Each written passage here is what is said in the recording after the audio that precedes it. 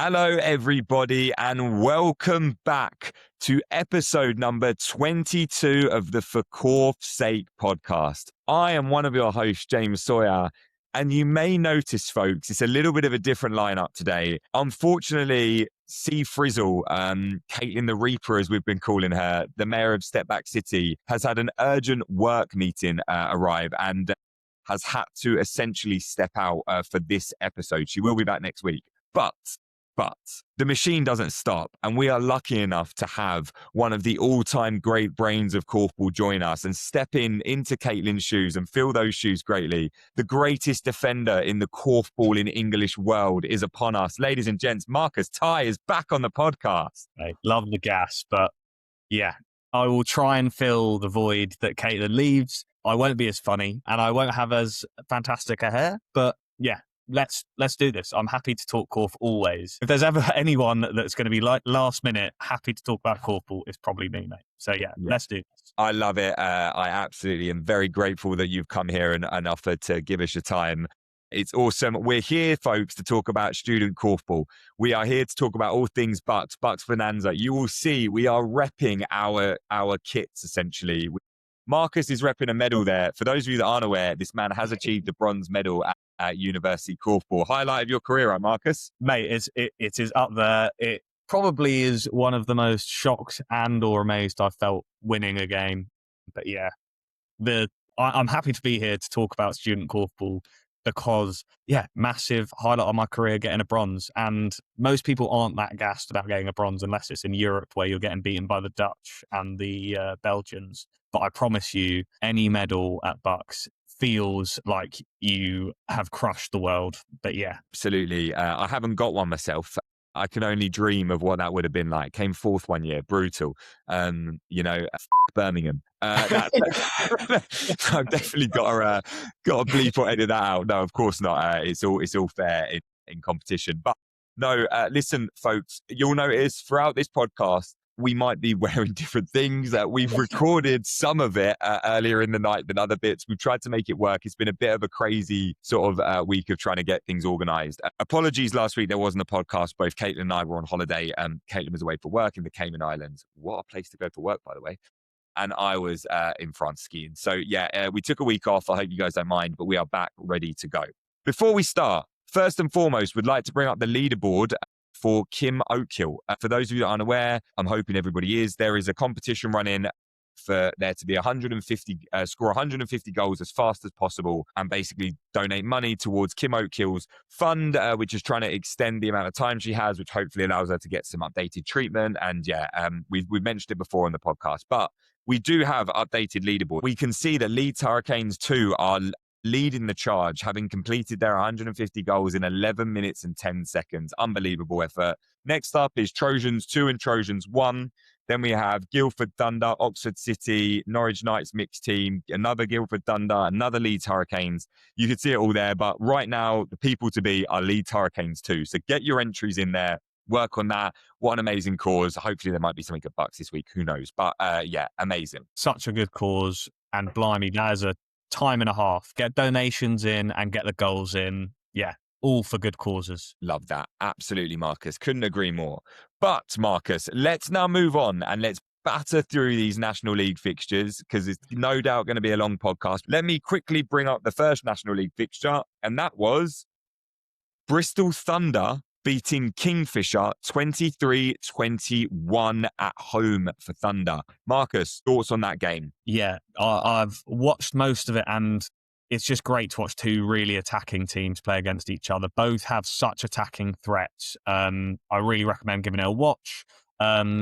Shed loads of goals from Toby Clark, who got 7 or something, all open play, shot really well. Really liked his division setup with himself, James, Kira. No. Yeah, it was. It was. Okay. Them and Saskia. Yeah, it was. Yeah. Yeah. that division looked great. Watching Johnny Potter against Owen, two of my favourite attacking players against each other. My sister, Lizzie Tighe versus Aisha Chowdhury. Definitely two different types of players. Yeah, loads of great matchups. Ultimately, Bristol came away with the win. Apparently, it got to 20-20 just before the end. Kingfisher had been down by 5 or something at half time. So, yeah, cracking game. I think it makes it really interesting in that top 4 battle. I think it looks like it might be those, like the current 4 with Trojans, Beck probably being top 2 and Kingfisher and Bristol probably being the next 2. Obviously, Tornadoes could get some results, but yeah, super interesting to see that result probably puts Bristol in 3rd. I can't remember what the rest of the fixtures are, but yeah, fascinating result, big impact in the league. Yeah, great game. What did you think? Couldn't agree more. Absolutely perfect. Makes the league really interesting now. With Trojans have still got to play Bristol Thunder and Beck. We've still got to play Kingfisher. So yeah, that's still nothing's guaranteed as of yet. As the year has been, nothing is guaranteed. So yeah, great. Oh, something that's guaranteed is Liam Geddes getting loads of goals, to be clear. Yeah. I didn't even mention that. He's in the top scorers and he had an immense game as well. Didn't matter whether he was defended or not, he was shooting great. Yeah, he was unbelievable for them. Unbelievable. So yeah, it was a great game all round. Next up, we had our fixture, which was Beck versus Cambridge Tigers at home to Beck. We won 28-10. Wasn't there for the game, Marcus, you featured. Yeah, thoughts on that game? Yeah, I think obviously our bogey team, only team to have beaten Beck this year. They came with a weaker side than we probably expected. Andrew Hall wasn't there, Chelsea Brown wasn't there, and Alex Darren weren't there, and they're potentially 3 of their best players. Oh yeah, probably not the result they wanted, but probably has a little asterisk next to that result as to why they didn't perform as well as they might have wanted to. And then from our side, I think I probably came away from that game a little disappointed, and we still got 28 goals and won quite comfortably. So that's sort of the headspace Beck are in at the moment. Great performances from multiple players, really strong performance from the girls at the beginning. I think it took ages for a Beck boy to score. So yeah, shout out Ashley, Rachel, Shannon, Ken, Chloe, all of which, yeah, were big contributors in that match from our perspective. So yeah, good game, good result for Beck. Obviously, Cambridge probably want to, see those players fit if they're not fit. Yeah, I do believe a lot of those are fit. There's like a half marathon, or there was a marathon going on in Cambridge, or a half marathon. I think a lot of them were missing. Shout out Liv Harcourt, Dutchie. I don't actually know Dutchie's last name, which is terrible. And then Jess Llewellyn. I loved seeing him on. So it was great. Any Tigers legends, always good to see him about. But anyway, moving on to the next fixture, we had a really interesting game of Norwich Knights at home to Bromley, and Norwich lost that 2016. So Bromley coming away with another win for the season. Marcus, thoughts on that game? Yeah, Bromley obviously coming away with that in 9th, and I know you've spoken about the fact that if Bromley had got 7 more goals at some point in the league, they would be in the top 4. You can really see that being the case. So shocking they're in 9th, but really happy for them. I think Kashala got another load of goals. I don't know if it was 7, but yeah, I feel like she's going to be spoken about every week at this rate because she's playing so well. All round, looks like goals came from everywhere. I haven't actually been able to watch the game yet, so going off the stats, Knights, again, had a good share of goals between a bunch of players. Luke and Ethan got 4, and then Heather Stokes got 3. But yeah, 16 is probably not enough to be winning a lot of National League games. You have to defend really well. So I imagine they will be looking to improve on that in other games. We know that they can beat the likes of Trojans on their day. They're still 6th in the league, I think, which is pretty impressive considering they've probably been more inconsistent than they want this year. Let's see what they can do with the last games that they have this year. Agreed, and surprised to see a low scoring game, only because I believe the reverse fixture in Bromley was like 24-23 or something like that. They both just went essentially to town. It was a great game. So, but I couldn't agree more of all those. Next up here, we have Tornadoes versus Bearsted. That was Tornadoes away to Bearsted. Finished 31-17 to Tornadoes. So I guess you could probably say an expected result there. Yeah, I think so. I think Tornadoes have been super consistent this year. I think both Buckland boys might have got 7 each, which is loads of goals. I think Eleanor Parker got 4, but goals across the board. When you're looking at their scoring sheets, everyone is getting on the score sheet from their perspective. From Beaster's perspective, looked like loads of goals came from their girls. So Hannah Bealey, Natasha Beckett and Victoria Kellaway, they got 3 each, I think. So yeah, strong performance from the girls. I'm sure they're still looking for a win this year. Would be really nice that, even though I think their place might be solidified in last, they definitely have the potential to win games in this league. So yeah, fingers crossed for them. Before the end of the year, they can get a result they deserve. Yeah, absolutely. The Bromley result does mean that they are now relegated, as Bromley are too many points ahead of them now. But finishing up is the Trojans versus Nomads game. Really interesting game every time. One of Nomads have this ability of basically, no matter what game they're playing, for it to just be very interesting every time. They are like the ultimate bogey team for like everybody. Ended 2016, but it was very close, I believe. At halftime, they were drawing.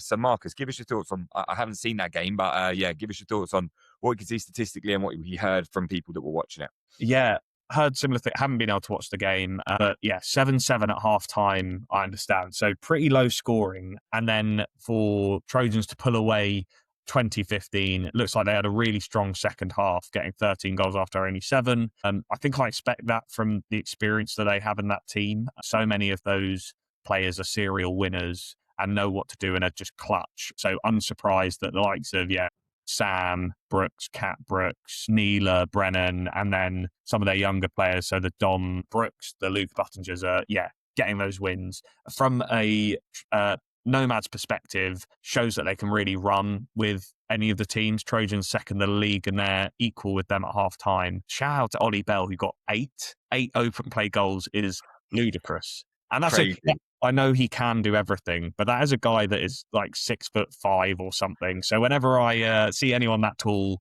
the assumption is that they're going to be at the post, and those goals might all have come at the post, but yeah, still super impressive. Yeah, seems like a lot of their goals came from their boys, with Sam Lee getting 3, Ellis getting 1. But yeah, good to see that Livy Thomas, who wasn't at university this weekend, clearly came down to get some goals for them. So yeah, good for them. Yeah, some good practice for Libby, I guess, ready for BUCS to go and tackle BUCS. But yeah, a really good game overall. And I think great for Trojans to get that result. It kind of looks solidified now. They've got Tornadoes, which is never going to be an easy game. That's the game in hand in the league.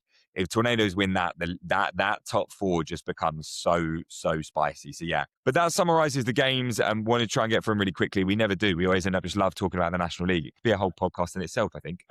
But yeah, I guess now, Marcus, I will hand over to myself, who will be wearing something slightly different than you, and we'll then interview some other people. Does that work? Let's do it, mate. Let's do it. Yeah, awesome. Sweet. See you in a bit, guys. Bye. Marcus, do you think we should bring on one of our guests now? Absolutely. Enough of me, and definitely enough of you. Yeah.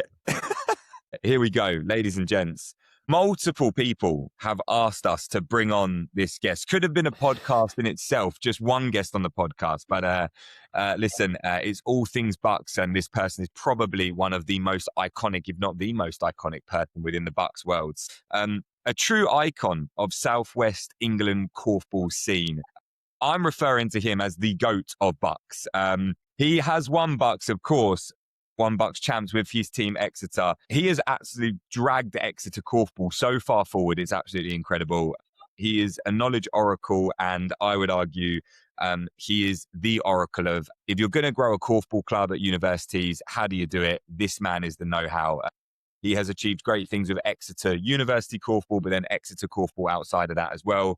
He is also now part of the England talent squad, proving that you do not need to be in the National League every week to reach the top level of sport in this country, and was absolutely one of the standout performers at the trials. So yeah, very, very pleased to have such a high caliber player, coach, club starter, everything that you could imagine. Ladies and gents, Exeter legend and icon Paul Kim is on the podcast. Woo, woo, woo. Thank you, James. I appreciate that. How you doing, mate? Yeah, I'm good, thanks. I'm good. I'm excited to be on. Yeah. Appreciate you coming on. As you can see, we don't have Caitlin with us. It's not the regular lineup. We've had to sub someone in.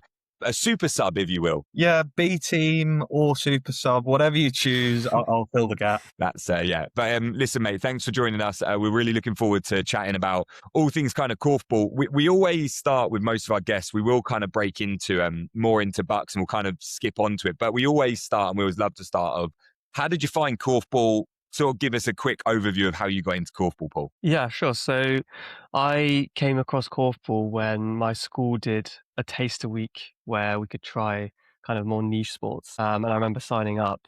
I remember trying real tennis. I think there was some canoeing involved. I think might have done dance, I think. And then I also tried korfball with Cambridge Tigers. And at the end of the week, my mum was like, you've got to pick one to join, and she was hyped when I picked korfball because all I needed to do was turn up with my trainers. I didn't have to buy a canoe or buy any equipment. And yeah, I think I was 14 at the time. Yeah, joined Cambridge Tigers, played at school, really enjoyed it. And then when I went to uni, I went to Exeter and they had a club, joined that, and kind of the rest is, I never left. So how long, for the listeners, were you at Exeter University? When we say you're an icon of BUCS, there's a reason for that. So give the listeners an insight into how long you were at university. Oh, you're going to age me right off the bat. I started uni in 2014. And then I was doing 4 years. So I was doing integrated masters. And then I started a PhD. And that was in 2018. Then COVID sort of threw all of that into chaos. So I ended up doing that for like 5 years. So in total, I think I did 9 BUCS. But I'm still in Exeter now. I'm still coaching. So have I left? I don't know if it counts. Mate, Marcus, that's got to be a record, isn't it? 9 BUCS. I think it's definitely, like, I don't know many people, any that are above, like, there are people that do like medicine that are like the 6, or engineers that do 6. Surely like Lizzie will be up there. A lot.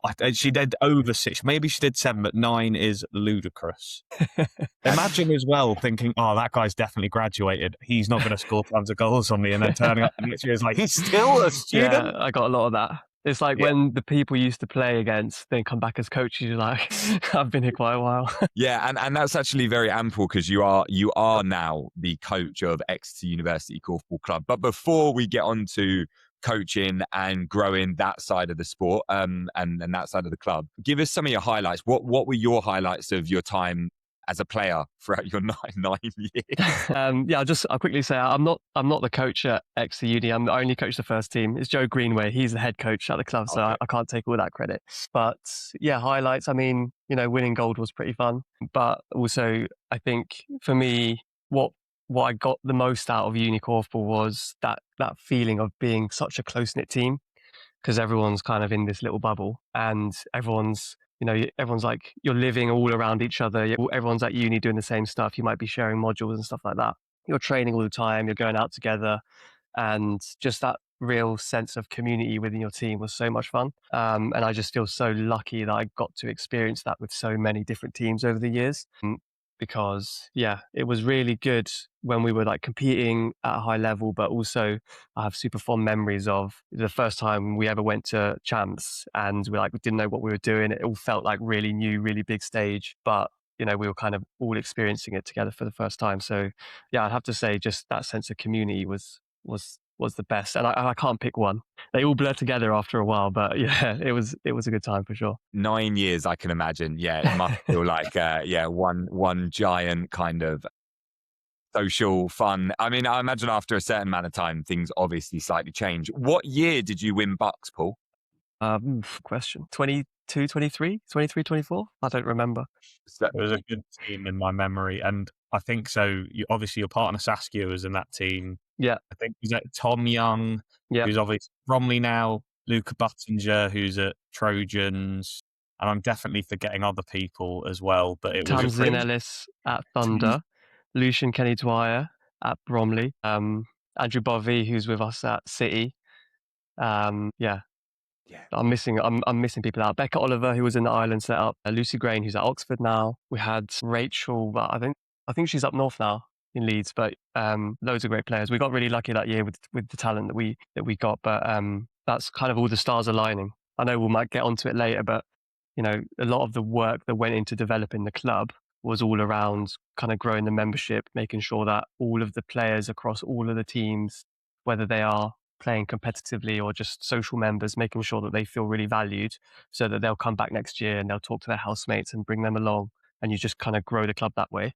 And then making sure you've got a good structure, training structure, and that you develop good student coaches as well. So like those really solid foundations meant that when those really experienced players came in, we could really make the most of that. And yeah, kind of use that experience and that talent to develop new players. Like I mentioned Tamsin and Lucian, they started at UKC, they then play in the National League. Saskia started at UKC as well, now plays for Poland. So yeah, really proud of all those players. There's too many to mention. I'll be here for an hour if I mention all the alumni that I'm proud of. But yeah, it's all of them. It's great to feel like you're part of that big community.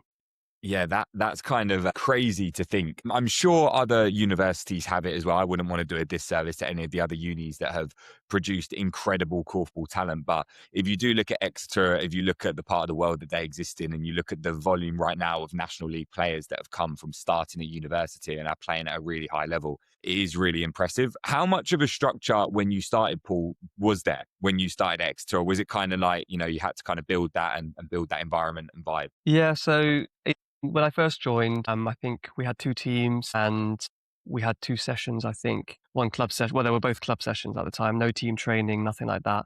I think there was one coach that would run everything. And it was slowly over time building towards having structured sessions where you'd have team training, you'd have club sessions, you'd have technical sessions. There were a few years where we would do SNC. At the moment, that's kind of fallen off the map and it's something that we're trying to fix. But yeah, having that club structure so that all those players get the opportunity to train at the level that works for them, as well as also being able to train together across the different teams and kind of make friends and stuff.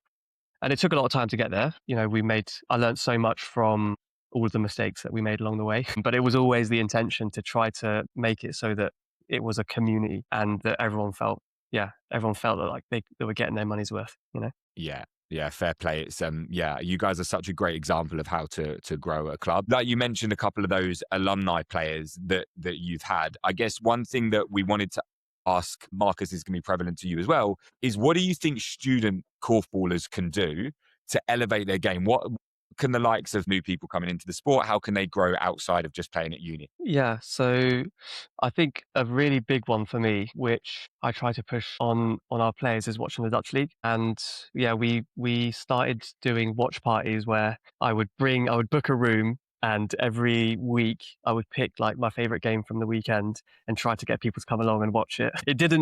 It was okay. We got a decent turnout, but then I started booking the SU bar instead, and that worked out better. I'd put the game up on the screen in there. Some people would watch, mostly people would come and have a drink, but that's fine. And my advice to uni players would be it's a massive resource to kind of mold your game around, because when you're learning the sport, you don't have any bad habits. You're kind of, everything's a learning moment. You've got that opportunity to build those foundations early, and then kind of, that will really like propel you in terms of development if you make those good decisions early. And sometimes I find if you just kind of watch the Dutch League, it can be a bit overwhelming sometimes. So I find kind of picking a team, whether that's in Korfball League 1 or Korfball League 2, and then picking on that team one player that you kind of relate to a little bit. You like the way they play, or they're a similar build to you, they play a similar role to you. And then you kind of focus on that, because sometimes you end up just watching a game and you just kind of follow the goals. Actually, if you really pick a player to watch and kind of you can mimic your game around that, I feel like you can learn a lot. So yeah, I found that really, really, really, really helpful. You also get so much training time at uni. I mean, it depends on your setup, but usually you get a lot of time, and it's relatively cheap compared to like local league clubs. And that is an opportunity, even though there's a lot going on. You've got lectures, you might be going out a lot, all that stuff, but trying to just turn up to training as much as you can and making the most of all that time will make a difference. Because yeah, now that I'm playing in the local league, I do miss having 6 hours of training a week, even though that's a lot. But at the time, it was, I really enjoyed that. And I guess also the other thing is putting yourself out there. There's inter area, there's the BSKA squad, there's your local team. Like in the summer, when term's done, going back home, find what your closest local club is and go and train with them. Get to make those connections, because I think there's a big gap between university korfball and the EKA, where I think there's a lot we could do to kind of bridge that gap and make it easier for uni players to like transition into local league, because there's so many players that we get every year that will only do university korfball, and then that drop off is it's not crazy, but like there's a lot of players there that local league clubs are kind of missing out on. And yeah, because you will get those opportunities, and I think also it can feel a bit daunting because you might think, oh, I haven't been playing that long, or I don't really know how to play, but just going out there to see what it's like, because you never know. I mean, like Charlotte Baldwin, for example, who's on the ETS now. Yeah, I think she started playing at uni. Hasn't been playing for that long, and is now like training with the best in the country. So I think the worst that can happen is you get some great training, and you go home. Like there's no harm. Everyone's really nice. The community is super friendly, super welcoming. So I think, yeah, just take the plunge, get out there. Wow, you touched on loads of things there that came to mind for me. The watching Korfball and Dutch League particularly definitely resonates with me. I know that both James and I love watching Korfball anyway, and we'll talk about it lots. And like the idea of using like the SU bar or something to go and watch it, like it's not just the watching it, but actually talking things through and being like, oh, why do you think they did it that way? Or why are they able to attack in that way and other teams not? And even within the Dutch League, each team will have fairly different play styles. Like Unitas a couple of years ago, I don't know, maybe it was last year, but were like on average way smaller than most of the other Dutch League teams. So had to play completely differently to other like teams they'd come up against. So, yeah, definitely love watching Dutch League. I mean, I'll be an advocate for like National League teams now are putting a lot more games out there. So great to watch some like of what the best English teams are able to do. And hopefully for some people, it'll be aspirational. They're like, actually, I don't feel that far off that level. That's great. I feel like if you gave me an opportunity, I could play there. Or if it feels like a bigger step, great. You have great examples of what top like English players look like, or home nations players look like. And yeah, also on the time and like availability of facilities. Generally, I had fairly low contact hours as a student. So the fact that we were able to sort of just be like, oh, does anyone want to go shoot at lunch? And you'd be able to book call time, go take shots and practice. And I am very jealous of that now. One, because I work full time. There's no chance that there's a hall nearby me at work I can go and just chuck a couple of balls around. But having other people able to do the same thing, yeah.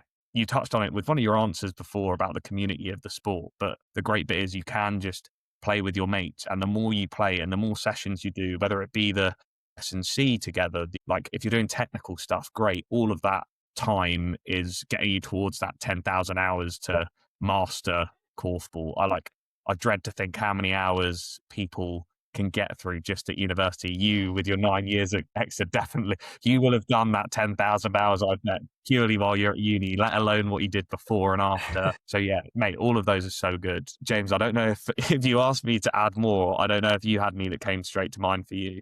No, I think, Paul, genuinely that was such a well-answered question. I think, yeah, Marcus, your additions to that of like why people need to take that opportunity now is so true. And yeah, Paul, that's something I didn't expect somebody to say, which is, yeah, speak to people, watch Korfball with other Korfball nerds. You will learn so much. So yeah, definitely a good one there. I'm obviously cautious on time because we've got a lot to get through. But Paul, I do want to address two things with you quickly. First and foremost is Saskia, your partner, plays at Bristol and has had a phenomenal start to the season. I was injured, unfortunately, for their European tournament, which is a total shame. But Saskia is playing at Thunder as Thunder charged through the National League.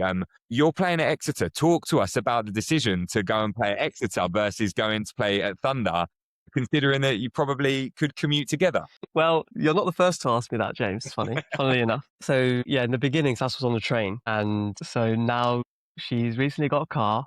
That car has more than one seat.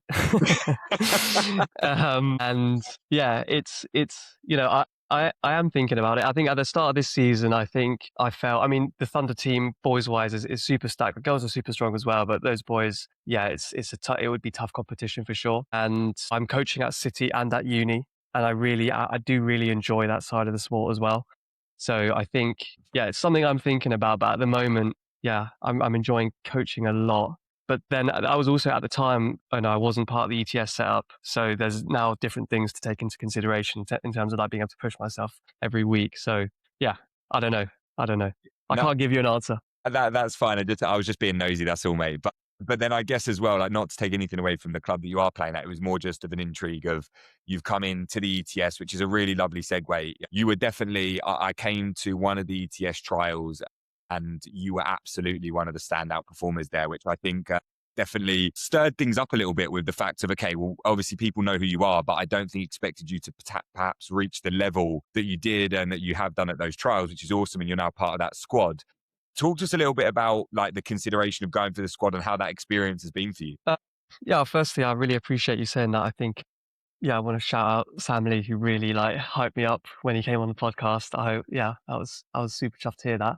Well, I think I remember trialing for England when I was like 15, and I remember being super intimidated, finding it really daunting. I remember Owen Bailey was there and just scoring from like the corner without, like, he would just shoot and not miss. I was like, oh my word, I'm not ready for this.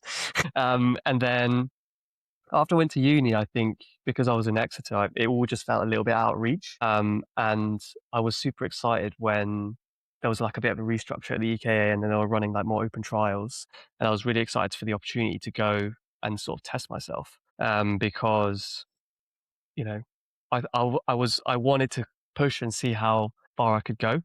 And, you know, the opportunity to get to train with the best players in the country, you know, I can't really turn that down if I do get that opportunity. So even if it was just a trial, I was like, yeah, I'm going to go. I'm going to, you know, try my best and see what I'm capable of, essentially. And it helps that everyone's really friendly, super welcoming. Yeah, it just made me feel like, you know, gave me lots of encouragement and made me feel like I could, you know, I could like perform without thinking about competing as much. It was more like everyone was there to just sort of push each other, like, yeah, to bring everyone up at the same time, if that makes sense. So yeah, I've had a really positive experience with it. Coaches are super. They're really, really good. And yeah, it's been great. Yeah. To be clear, I've known of Paul. I haven't known him properly, but for years, because when I was also trialing for like England youth stuff, both him and his brother were like very good. Both players that I'd like would have looked at in being like in training squads, probably a little older than me, but being like both rapid, great shooters, good players. So yeah, it isn't that they've never been involved. And by the way, I know that often we plug in the saying it as if I'm always here. You guys plug for getting people back into korfball, and Tom Kim, Paul's brother, is one of those people Let's go. So good and missed in the sport. Great guy, will be a great player still if he wants to play. So sorry to sideline you talking about your youth experience, but I remember looking up to both of you being like, wow, these guys are great and nice dudes. And yeah, so great that you're back in the fold with England. I definitely think there is a gap for people that aren't necessarily getting into the ETS squad, and like definitely like the people of Fine Korfball at university or aren't in that group. Like the DTS, like development training squad, definitely felt like it filled that gap for a bit and gave people great opportunities to train potentially with more people at a higher level. But I don't fully know the direction it's going in now because of under 21s probably taking, maybe rightfully so, some attention. But yeah, I know that was a point where I think, Paul, you re-entered when the DTS was a thing, the like England program. And look what that did. It meant that now we've got a player that always had great potential back in the England picture. So yeah, glad to see you back in the fold, mate. Yeah, that's a great point, Marcus. I think that's something that I was thinking about as well. Like, yeah, when I was part of the DTS, it felt more like the squad below ETS, if that makes sense. And then under 21, under 19 and stuff would kind of build around that. But it might just be a question of kind of growing the setup. But yeah, I think there is definitely a gap at the moment, especially because, I mean, it's just the nature of how the England setups worked. Because I think there's a core of players that have been involved for a long time that are really, really strong because they've had that experience playing together at that level. And so the gap between those players and, you know, the next players up is quite big, purely just because of the fact that there hasn't been this kind of a setup for a long time. So hopefully that gap will start to close. But yeah, I think for sure in terms of finding those uni players that have loads of potential, and that have loads of passion for the sport, and making sure that there's still avenues for them to get involved at this level, I think would be really important. Absolutely, and that's not to criticise the setup. To be clear, I'm I'm really positive about it. It's just trying to flag that I'm conscious there's a gap, and hopefully BSK does fit that. I know Corinne's done excellent work over the last how many years with them. So, yeah. I do want to go back to speaking about your team, Paul, before we let you go. I do want to address the fact that Exeter are in champs. Will be going to BUCS champs this weekend in Newcastle. You will be making the long drive up. First and foremost, quick one. When are you travelling up there? Just on Friday. Just a hop, skip, and a jump across the country. Are you flying or are you? No, we're driving. We're lucky enough with the setup of our AU. They've got us a minibus and a car. So yeah, we'll be. You probably could have literally driven to Spain faster. But anyway, no, but that's wicked that you guys are going up there. So give us a little bit of maybe insight. It would be great to hear about what are your aspirations for this Exeter team. You guys are in a pretty hard group, aren't you? I was going to say, I've got the group off of it. Yeah, please, Marcus. Yeah, tell us the group, and then Paul, give us your expectations and thoughts on champs. So in Exeter's group, it's Leeds, Beckett, UEA, Exeter, and Newcastle. So yeah, from an outsider, not in student korfball at the moment, that looks on paper like a tough group. How are you feeling about it? Yeah, it's a tough group. I think all the groups are tough. I won't lie. The level this year of uni korfball this year, and it's been building since last year as well, is super high. I think there's lots of DTS players. There's lots of talent kind of in that cycle at the moment. They're not very spread out, I will say. They all decided to go to similar unis, but but yeah, so I think the competition this year is going to be really tough. I'm really excited for the weekend. I think, the team's ready. We know what the plan is. We know how we're going to play. We know, where our goals come from and all that kind of stuff. So yeah, I'm really excited. I think as much as I really want to always push the team, I think also it's important to remember that BUCS is super special in terms of, it will be some people on our team, it will be their last BUCS. And I don't want them to focus, I don't want the entire focus to be on just making sure we get whatever result or feeling pressure of how we performed in years past, because every year's a new year. And I just want to make sure that they also really enjoy it and kind of come away with it being proud of how they performed. So yeah, as long as we just keep heads down and stick to the plan, who knows what might happen. Watched you guys at the BUCS prelims. You are a very, very talented squad. Who should we be looking out for? So she'll kill me if I don't say it. You got to watch out for Sophie Hill. This will be her final BUCS. She's been at Exeter for 4 years. She has come a really, really long way. The setup we have at Exeter is in our first team, we like to make a pick of 5 of each gender and then bring in a fresher just to try to bridge that gap and make sure that we don't end up with a year where we have a really, really stacked first team and then they will leave. And you kind of, so we're trying to link the years together. And Sophie was, when she first joined, she was that fresher. Lucky for her, it was the year we won gold. And so, yeah, she's been able to take so much out of the players that she played with in her first years. And she's really kind of showing that experience now because she's coming in to lead the team. Yeah, Leeds have got lots of DTS girls, but we have one as well. We got Georgina Curson, she's fresh to the club this year. I'm really excited to see how she handles her first BUCS. She's been playing really, really well. George Anning, he's one of our rebounders.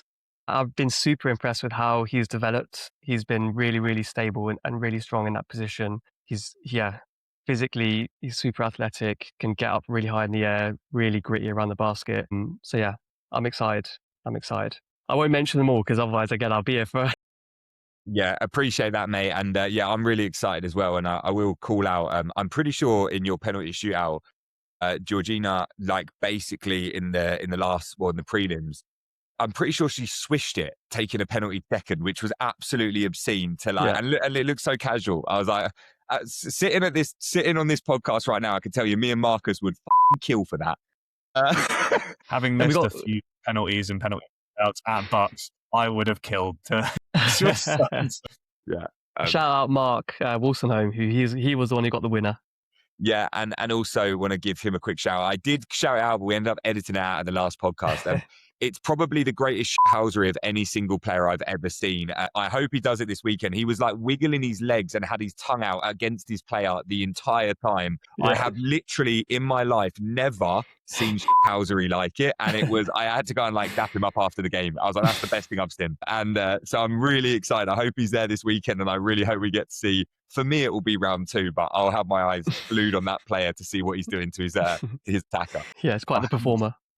I haven't seen this, and I want Korfball Style to clip this kind of housery so that we all get to see it, get to a wider audience. Because I'm unfortunately haven't seen this yet. So yeah, want to see it. Yeah, it's legendary. And Paul, just before we go, one last question to you. Why should people tune into BUCS? Why, if people are local to the area, no matter whether or not it's prelims, if it's champs, if it's trophy, if it's plate, why should people go to BUCS? You are probably better pressed than anybody to let people know why it's so special. Why to you is BUCS so great, and why should they tune in and go and visit and yeah, go for the day? So I think the thing for me that really stands out with BUCS is the passion. I think there are so many people that are new to the sport. They're playing korfball for the first time, and for them, they're in that bubble where all they see is BUCS korfball. That's like the pinnacle of the sport. And for them, when they get there on the day, you just see the pressure and you see the passion and you see the desire to want to win. And it's something that you don't see as often in the local leagues or in the national league, because people are kind of set in their ways. They've got experience. They know what it's like. But just seeing that kind of, there's just this energy when you go to the BUCS tournaments where there's teams which are putting everything out there. There's some players that are there for the first time, just having a good time. There's a kind of, yeah, it's a really kind of wholesome and special event. And then, if you're going to champs, for example, that's where you start to really feel that intensity. And it's really good korfball. The university scene nowadays, the teams competing at the top, there's some serious teams. I think not, they have a promo spot this year if they wanted it. I don't know where Leeds Beckett finished in their league table. I know some of the girls don't play within the league, but yeah, those are some, it's really, really good korfball nowadays, especially at the top end. So yeah, there's all the reason to go. Great korfball, great atmosphere, and just great passion on display. Yeah. Could not agree more, mate. That was a perfect advert for BUCS Korfball. I know Marcus agrees with that as well. We've both been there. It is highlights of our korfball careers. And that's a lot to say for Marcus as well, right? Because you have obviously got incredible international accolades and whatever, but BUCS is awesome, isn't it? Mate, genuinely some of my fondest memories were at BUCS tournaments. Like you've spoken about it before, but those teams played with some like the best people. No joke, obviously have played internationally, etc. But winning my BUCS Bronze was it's not even the gold. And genuinely, I couldn't believe it. Like I had a team full of people that hadn't played first team korfball, and then I remember basically getting to third, fourth after my 3 years. I think we had come like ninth and fourth. So to get a medal genuinely was one of the top things I ever remember. It might not have even been a good game to watch because we were so nervous. I'm pretty sure the advert was how tense it was and how much everyone cares. Like genuinely the celebrations after teams win are immense. You can just see the emotion on people's faces the whole time. Every game matters. And yeah, always possible for upsets. I love it. Tournament court. It's the best. And yeah, listen, Paul, we couldn't have described it better ourselves. If anybody is in the area of Manchester, I think is where Trophy is. Newcastle is where Champs is. I'm not sure where Plate is, to be honest, maybe probably Sheffield or somewhere. That's a guess. But yeah, if you are there and local, do go down. It is one of the best days that you're going to have. I love the prelims themselves. That was brilliant as well. And I'm super excited for this weekend. But yeah, Paul, we'll let you go. We know you've got training. Thank you for being so gracious with your time, mate. You are absolute legend. And yeah, I look forward to chewing your ear off a little bit more at the weekend. Yeah, look, best of luck. Good luck with the travel. And yeah, thanks again, man. We're really, really grateful. Yeah, thanks so much for having me. It's been really fun. Awesome, mate. All right, sweet. And then, Paul, you can press leave and then just leave your laptop open and that will upload separately. Is that all right, mate? Yeah, that works. Cool. Legend. All right, Legend. awesome. Cheers, mate. See you at the weekend. Yeah, see you on the weekend. Thanks, guys. Good luck, man. Bye-bye. Bye. What a guy. He's such a good guy. Isn't he just the best guy?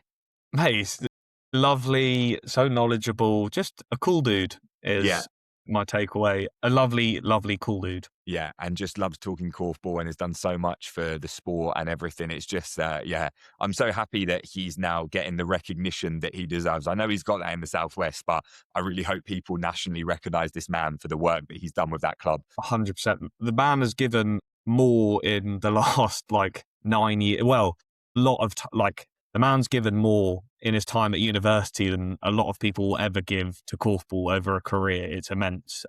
Yeah, great things to come from that guy. Hopefully beyond just playing, because got the brain for it. Yeah, absolutely, absolutely. But Marcus, are we ready for one of our guests? Let's do this. Go. Let's hit it. Okay, let's hit another intro now. Now, full transparency, Zoe. didn't know huge amounts about you before this, so we've had to do some digging. Okay, we've had to do some digging, and what we understand is that although you are a korfball fanatic and you love your korfball, you also love running, and we understand you completed a London Marathon on your birthday. Is that correct? Yeah. Well, fair play to you. That's an incredible feat. But yeah, they are your friends. Let us know that they said you're a very early riser, extremely athletic, also part of the university triathlon club. So they really have found themselves someone with immense fitness, and the intramural netball team, Angels of the Korf, as well. You're part of that. Is that correct? Yeah. Don't like to mention the word netball on the podcast, but occasionally we have to. Listen, some of the greatest of all time, the likes of Neela Brennan, Catherine Brooks, they all play netball, so we can't hate on it too much, can we? But you are currently the third top goal scorer in the NEKA League with 43 goals, which is an average of 5.3 goals a game, which is immensely impressive. Both Marcus and I would love that return. And of course, you did play for a year at university at the mighty BET Korfball Club beforehand. So we do have some things in common there. Yeah. So ladies and gents, she is part of the Newcastle University Korfball Club. They're going to CHAMPS this year. We're very excited to welcome Zoe. You are on the podcast. Thank you.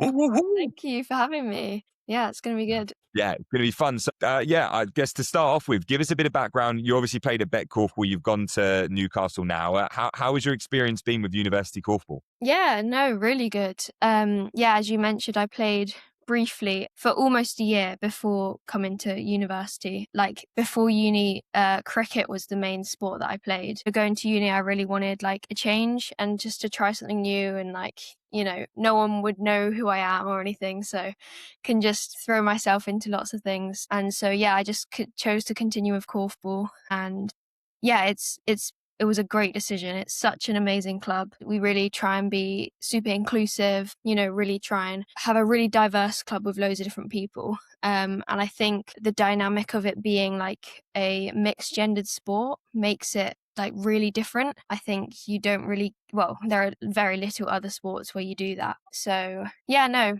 it's a really good, really. Absolutely. I mean, I'm glad that you had a taste of korfball before uni and thought, yeah, I still want to go ahead and try. I guess when you joined the club, was it immediately you're like, yeah, this is great, this is where I'm going to carry on playing? Or were you looking at other sports and tried them first? I know you said you played cricket before, you do triathlon, but what is it about korfball that kept you there?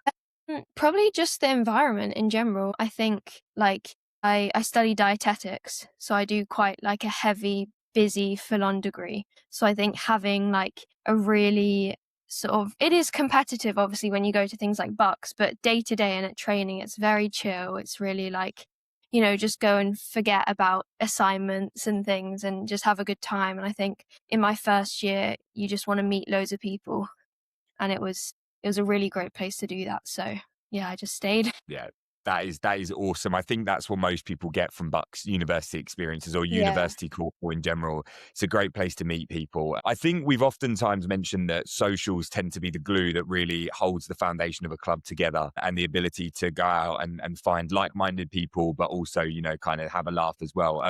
What's the social scene like? Obviously, our perception from the outside public sphere, obviously you're in Newcastle, it's Geordie, right? It's going to be a crazy night out. What are some of the highlights korfball socials that you've done over the last year or so, Zoe? Well, the social secs are amazing at like organizing some crazy socials. I think there are some like classic ones that all sort of uni BUCS teams do, but we also did like a really good one from last year was like a Korf wedding. So like two people that were like shipped in the club.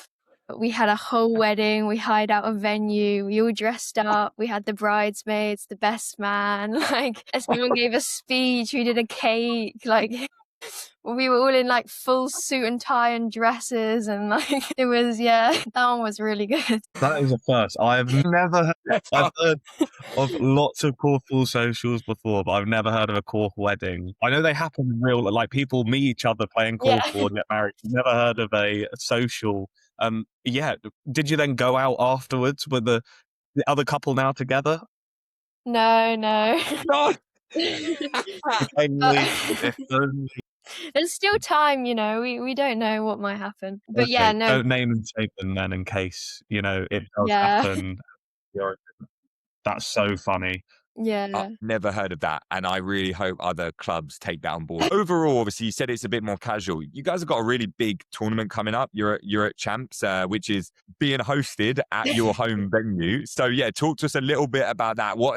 Have you got a big crowd? Do you feel like you're going to have are you going to get lots of supporters? How's that going to be for you guys? Yeah, I mean, like Champs is sort of like the epitome of where you want to get to as a korfball uni team. So it's great to be able to make it again this year. I think obviously every uni, because people are graduating, like the teams change every year. So you can't just guarantee that you'll make it again this year. So we're really glad that we did. And then being in Newcastle is just amazing. We're trying to get as many of our 2s and 3s to come and watch us, and just wider supporters get there early, set up a good like supporting section to cheer us on. And also it'll be great for the 3s as well, and the 2s to sort of see a really, really high level of korfball, because I think in our local league you're not exposed to loads. There's only 3 clubs, there's only 3 different teams in our league, so I think to be able to watch loads of different unis at like the peak level of university sports will be really good for them. Yeah, I think some of the best crowds I've ever seen at korfball games have been at BUCS, and yeah, like the BUCS tournaments I did were all at UEA, and there was always a massive UEA supporting crowd whenever we played, and whenever there was a game they were in, you would hear it in the other sports hall. If you were playing a match, you knew that UEA were playing because there was that massive sort of atmosphere that they'd create. So I hope for your sake that you get a lovely buzz about the weekend and have loads of great support. You said that you only get to play 3 teams in your league. What's that like? How are you guys able to push yourselves to get to the level that you're going to hopefully do really well at this BUCS when you're only getting to play 3 teams on a regular basis? Yeah, no, I think that's definitely a big thing that we sort of not struggle with, but it's something that other unis might have easier because they have more exposure to harder games like week in, week out. I think it comes in like the training as well. If you sort of train like you're going to play in a match, then it can really help to push yourself. Also, we have a lot more sort of mature players who have been playing for a long time. People like Alex Mann, he's like a big part in our coaching scene. And then we also have some external people like Ethan Perkins. He played for us last year and graduated. He now plays for Storm, along with Ben Smith. He plays for Storm as well. So sometimes we get coaches like them to come in. They're not like qualified coaches, but they're a lot more experienced. So they're sort of coaches in our eyes. And then, we don't have a coach. It's all student run. So myself and Emily, she's captain, I'm vice captain, and we run and lead the training sessions. So I think it's just sort of doing our best to try and get to the best level that we can without like proper, coaching and high level intel into how you play korfball and things like that. But yeah, it's working that we've got a first team at Champs again. So I think, yeah. I was literally going to say, you said, we're trying our best, and clearly your best is pretty good because you're getting a team to Champs. Yeah, well done. Yeah, love hearing about people coming back and helping coach. And I like coaching qualifications are great, but sometimes you just need a person that will be there to support, help you make change, help you make the decisions you can't on the pitch.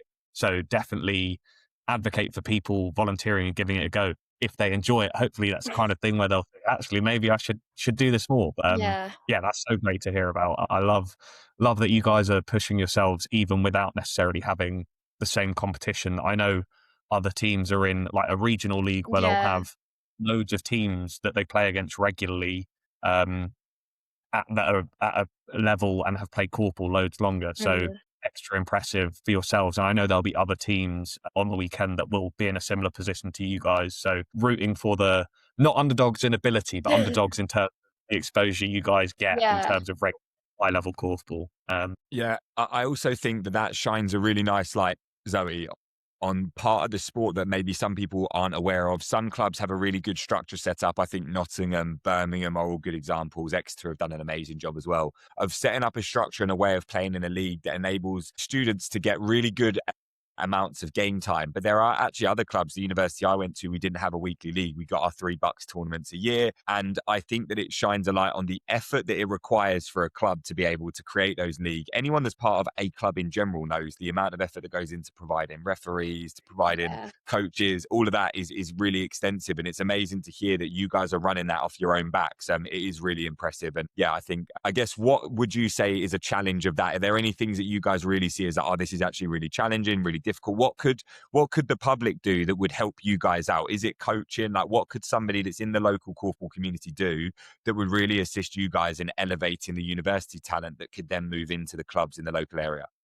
Yeah, honestly, I would say coaching is a big part of it. I do also think like arranging maybe friendlies with other clubs. I think we did, so the Necker, that is the league that we play in, we sort of collectively brought those 3 teams within Necker and we arranged a friendly against what they call Edinburgh Mavericks and the Northern Development Hub. So we played them and it was just such a great chance to play against such high level korfball. Even from like 2 minutes into the game, you're like out of breath, like, because it's so different playing with people who have played for such a long time and play in that regional league. It's so different and it's so great. It just pushes you. So I think, yeah, arranging more friendlies with clubs, like we're willing to travel. We're used to traveling for BUCS. It's very rarely held at Newcastle. So I think, yeah, more friendlies and yeah, coaching or even just like different drills, new drills that you pick up from other teams and other people.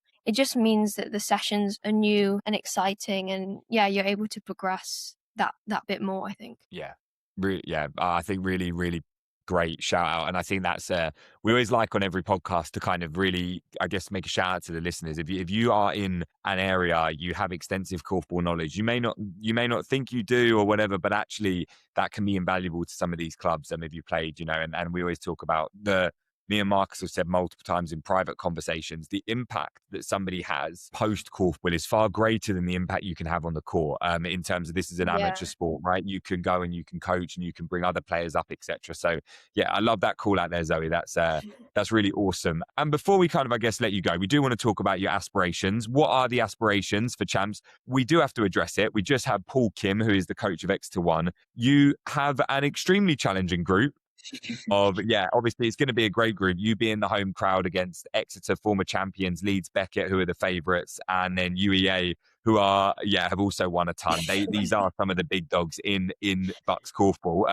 What's the expectation from Newcastle? What's the attitude in camp, ready to kind of go in and go after it? Yeah, I think I do have to admit, when we saw that draw, we were a bit like, oh my gosh, this is, can we get a redraw? Because this is a very tricky draw. I think we have sort of had a couple injuries throughout the season. So I wouldn't say that we're necessarily going into it as strong as we'd want to.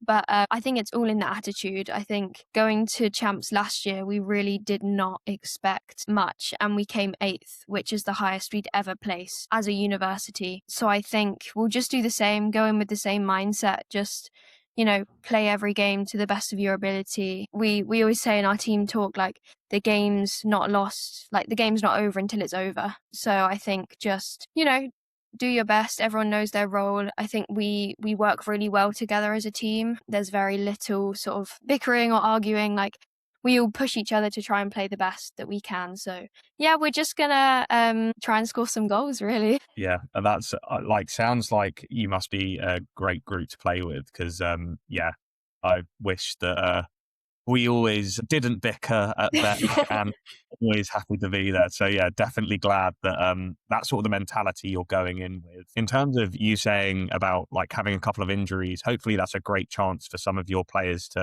that maybe weren't expecting to play as much to really step up or takes away some of that expectation. But are you aiming to hopefully beat your performance last year or match it, or is it just going to be a case of doing the best you can and enjoying it? Yeah, I think we really have to see on the day, and sort of, I think if you win that first game, it can really set you up on an almost winning streak, just because of the attitude and how you're feeling.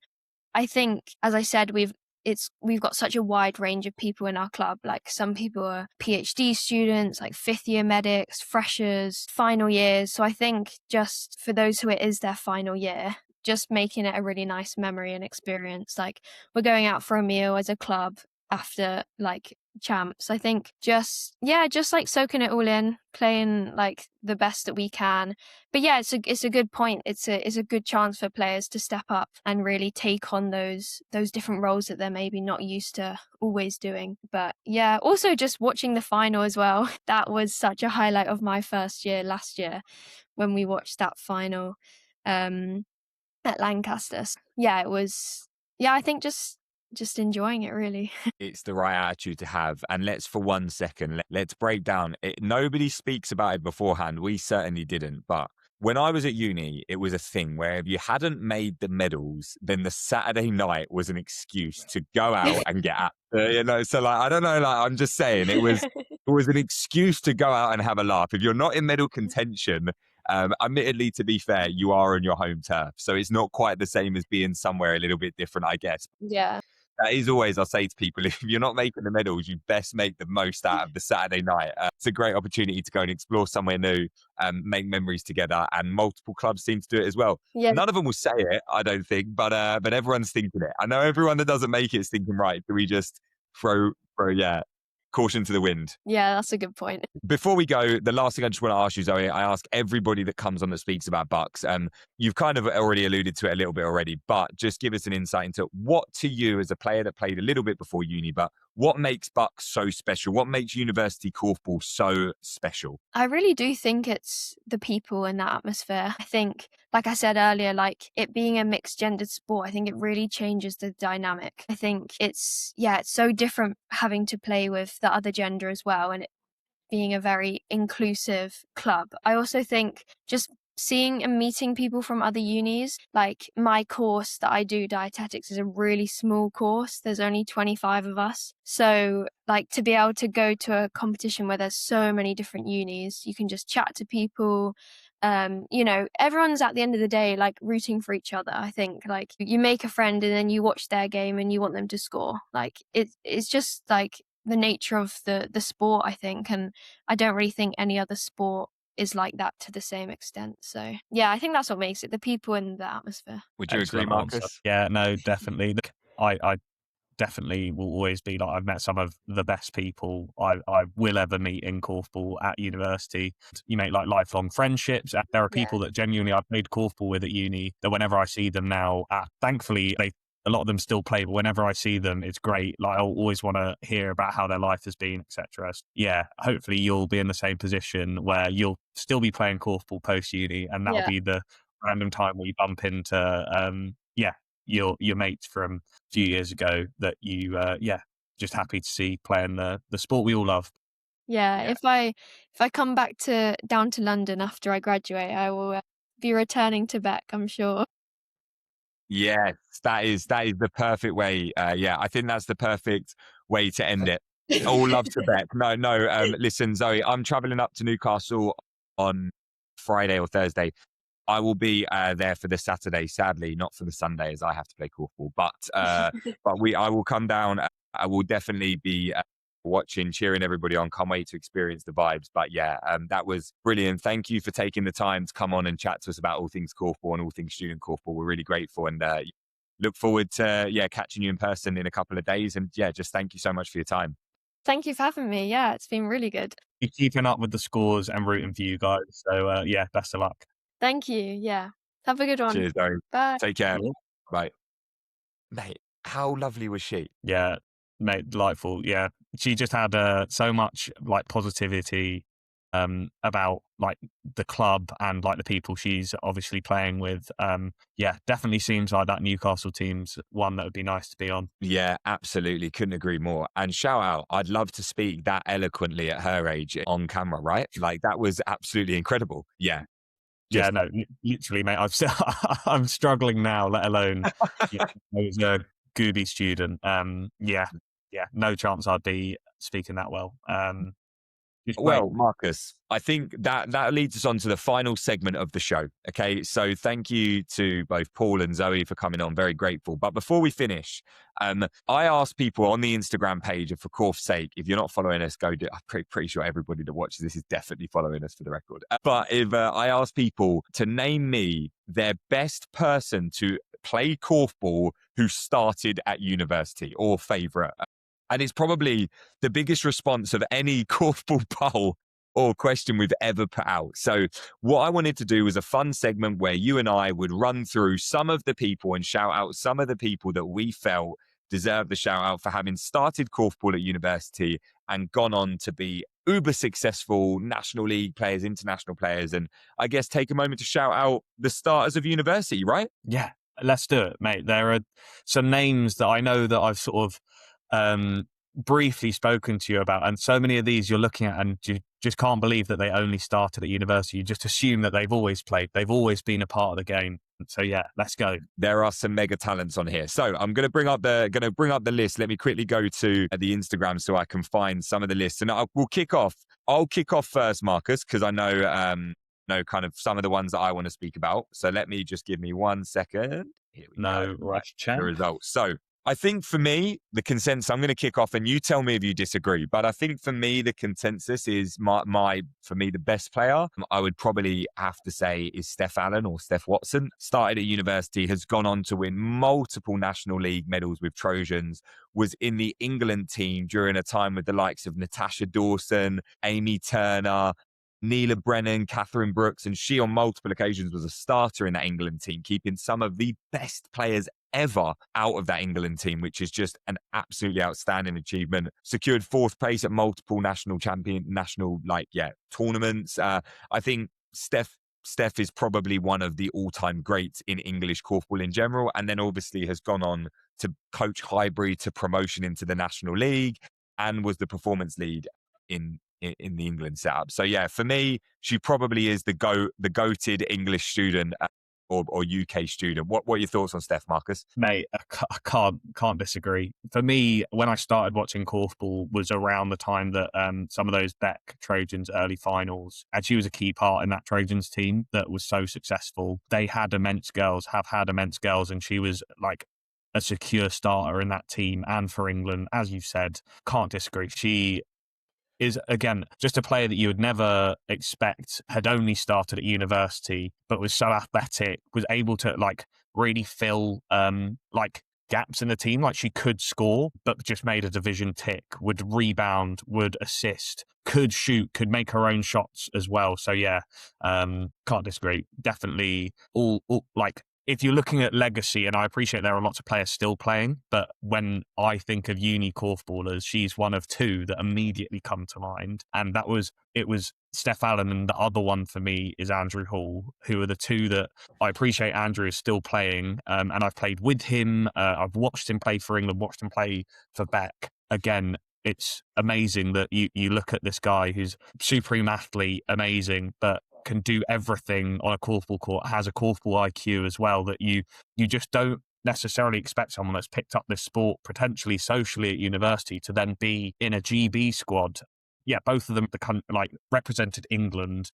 Going to clarify that because plenty of the players we're going to talk about have played for home nations, but they're 2 of the ones that have played for England for long periods of time, achieved lots as players. So yeah, they're probably the 2 that immediately came to mind for me. But when I've spoken to you and we've actually talked through the number of players that you're like, wow, there is so much talent that university korfball has produced, and plenty in the National League, plenty below that. Did you have any that came to mind beyond those 2? I think I'll take a moment to call out Kira Wilcox as well. She is currently playing in the National League. She started at university. A lot of people wouldn't necessarily know that. Has obviously achieved unbelievable things, not just for Cardiff City, who she was playing for. I think it was Cardiff City, who she was playing for prior to moving to Thunder, where she was, their top goal scorer and just an incredible player all round. She's obviously come into Thunder. She has definitely taken the National League by storm. She has got people on notice over the last year of, okay, well, And to be fair, I think she might be the second highest female goal scorer in the league right now. So absolutely is one of the most potent attacking threats in the National League in general. So that is absolutely incredible. And we'll also call out, it's the work for me that she's doing at like Cardiff University as well, coaching, what she's done in the Wales setup, playing for a home nation. She is absolutely one of the all-time greatest student kind of korfball starters that we've got as well. Unsure if you knew about Kira starting at uni. Yeah, no, I didn't. Again, the sort of suggestion came of it. I just assumed she had played before university. So as soon as you said that, it's like, yeah, definitely in the National League. She's an outstanding player, has done amazing things for Wales. And I love the fact that people can start this sport at university, having never heard of it before, and then get to represent their country at multiple international tournaments, whether it be, get to travel the world potentially with your nation and do what she's done, which is, score shed loads of goals and do an excellent job for Wales. I assume that James Wilcox is in the same category. He is some player as well. Both of them are great examples of the talent that comes from university, particularly Wales. I think it was Cardiff Met that he played for. I could be wrong. Edit that out if I'm wrong, but I think it's Cardiff Met. Edit it out if I'm wrong. I'm sure they won't mind. We know that they played their korfball in Cardiff prior to Thunder, but both of them are just outstanding. James Wilcox is one of my favourite players in the National League. I absolutely adore watching that man play korfball. Do not enjoy playing against him. That was less fun, but I love watching him. So they're two that come to mind. Let me bring up a couple of others, Marcus, because let's just roll on. Let's roll the Thunder train along, because we've already got two players from Thunder. It makes sense to keep it there. So come on, who from Thunder? Should I just reel him off, or do you want to reel him off? Let me show off and say. Let's show off. I know loads of them. Lizzie, my sister, plays there. Obviously, is not someone that started at university, but you've got Dino. The issue is that I don't know her full name, but I knew. Oh. Yes, Nadine Gallagher, Dino, who plays for Scotland, started at Strathclyde, I believe. Immense. Tom Greenfield started at UEA.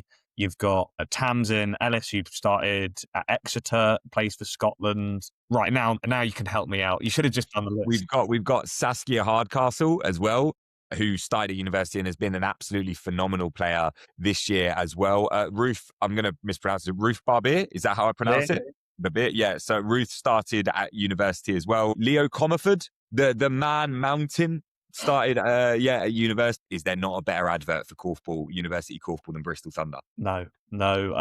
They're just an establishment now in terms of the number of clubs they have, which mean that they can put all of these players with so much potential and talent around other players that have played for longer and make sure that they are able to excel. Great advert for university korfball, absolutely. Mate, I want to go through more names because there are so many people here. I know that. Go on, you go.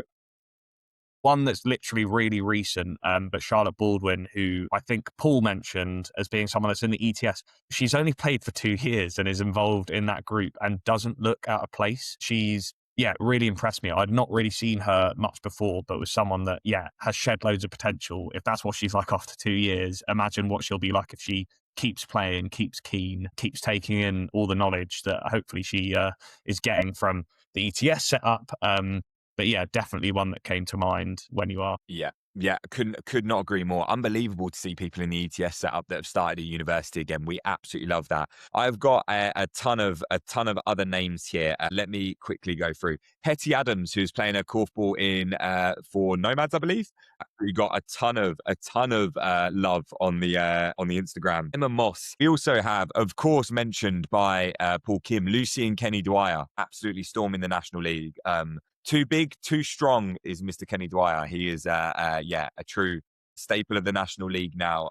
Alongside him, I would like to also call out one second. There was Emma Portnow, also playing her korfball at started her korfball at university, playing at Bromley now, and again, very underrated player. Yeah, playing for Ireland as well. I think there was a point where she was playing for Norwich. Again, has played all over and seems to just she keeps on improving. And it's always impressive when someone's getting, I think she got 4 goals this weekend potentially, or a handful of goals against Knights. So if that's what you're like now, hopefully she's going to keep on getting better in that Bromley team as well, where she's really supported. Absolutely. Another girl that's come into the Tigers setup, Rebecca Price, played against her at the weekend.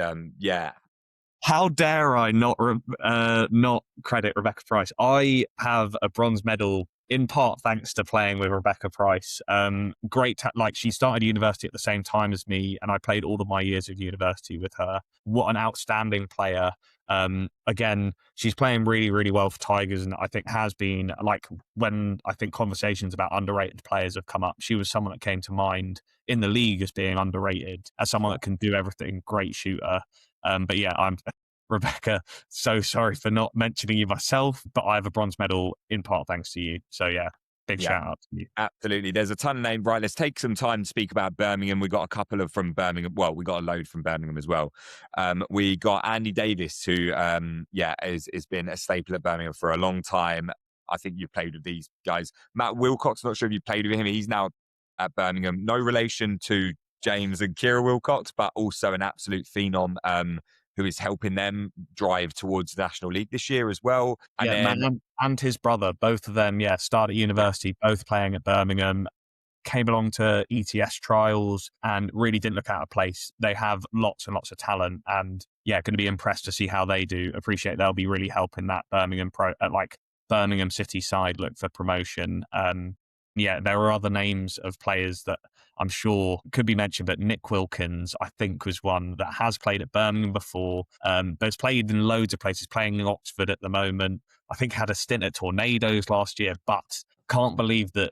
I think me and you both have a lot to thank Nick Wilkins for, in terms of one of the reasons I love this sport is because I watch lots of matches, and a lot of that started thanks to Nick. So beyond just him as a player who's played for Wales, played for a bunch of teams, has achieved so much as a player, but he's in there for being an absolute legend as someone that started at university, for helping facilitate the Korfball media. Like, this podcast wouldn't exist probably without him. And I'm grateful as a listener of the podcast for that being the case. And I love the episode you did with Tom Brady, and the credit he gives to Nick Wilkins shows how much of an influence he must be in this sport, and for how successful we have been in terms of, moving the game forward and getting more games online, and really encouraging that. Yeah.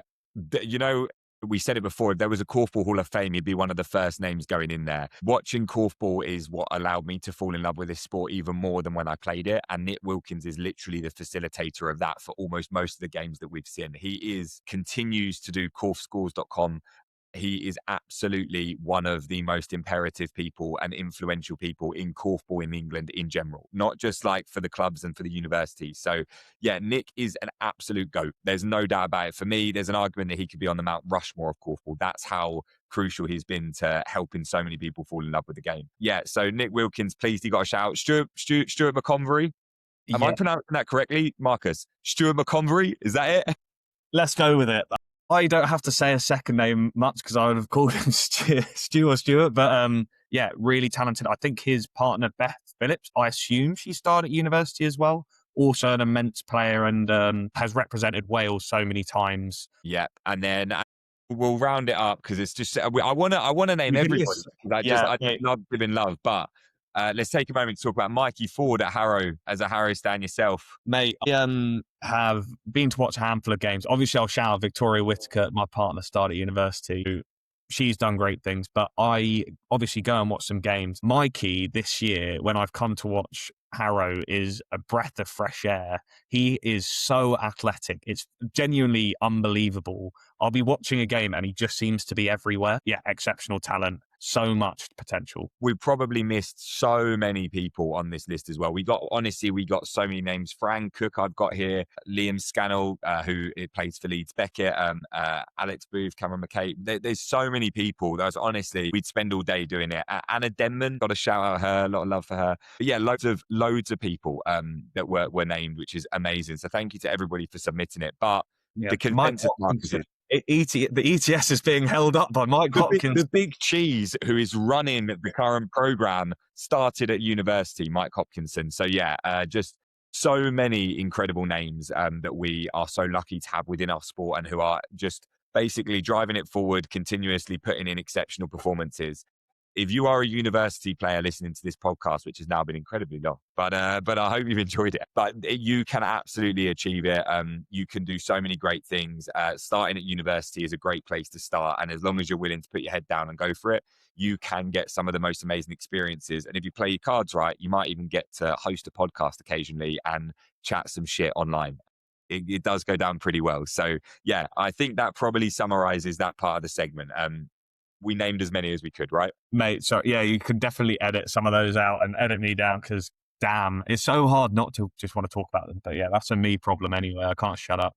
It's not a you problem. It's that we love korfball. That's why this podcast started. So it's amazing. But I think we'll leave it there for this week's podcast. Marcus, massive thank you to you, mate, for taking the time and joining us. Caitlin, as we mentioned at the beginning, obviously couldn't be here today. She will be back next week, folks. The Big Fits is absolutely the staple, and she is, I miss her greatly. But you have been wonderful, and I thank you very much for stepping in. As always, you speak so eloquently and beautifully about this wonderful game, and it's a privilege having you next to me to talk all things korfball and to, pick your brain on. Mate, lovely to chat korfball and about student korfball. Yeah, it meant like a lot to me at the time and still I have many memories from it. So yeah, definitely glad to have been here to chat about that in particular.